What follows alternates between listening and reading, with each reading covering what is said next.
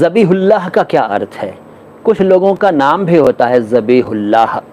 ذبیح اللہ دراصل حضرت اسماعیل علیہ السلام کو کہا جاتا ہے۔ حضرت اسماعیل علیہ السلام حضرت ابراہیم علیہ السلام کے بیٹے تھے، اور جو عید الاضحیٰ کا تہوار مسلمان لوگوں میں منایا جاتا ہے وہ انہی سے جڑا ہوا ہے۔ یعنی حضرت اسماعیل علیہ السلام کے والد صاحب جو حضرت ابراہیم علیہ السلام تھے، ان کو اللہ نے آدیش دیا، حکم دیا کہ اپنی سب سے پیاری چیز کو ذبح کرو، قربان کرو۔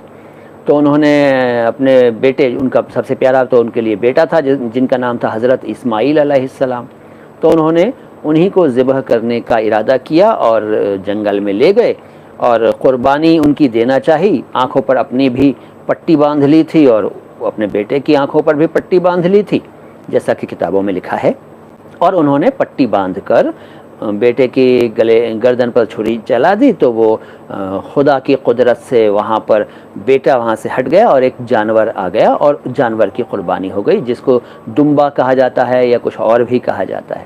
تو ذبیح اللہ انہیں کہا جاتا ہے، یعنی حضرت اسماعیل علیہ السلام کو کہا جاتا ہے، لیکن یہ شبد جو ہے ذبیح اور اللہ دو شبدوں کا بنا ہے۔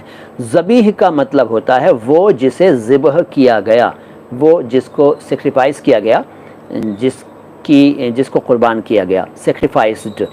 تو ذبیح اللہ کا مطلب ہو گیا وہ جسے اللہ کے لیے ذبح کیا گیا ہو، یعنی حضرت اسماعیل علیہ السلام۔